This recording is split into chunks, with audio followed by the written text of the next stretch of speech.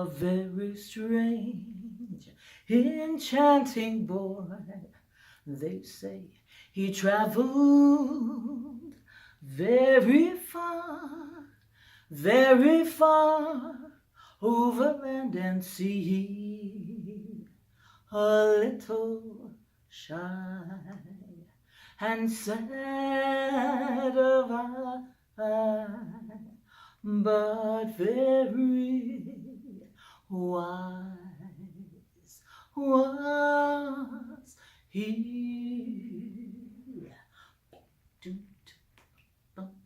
And then one magic day, he passed my way, and he spoke of many things, fools and kings.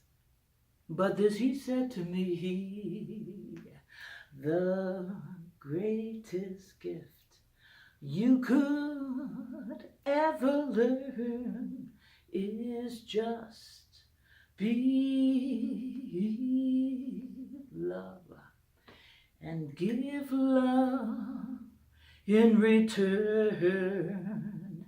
And then in the end, the love you take is equal to the love you make. Not sexy making love, but so that's that. That's it. Is that a good one? Nice.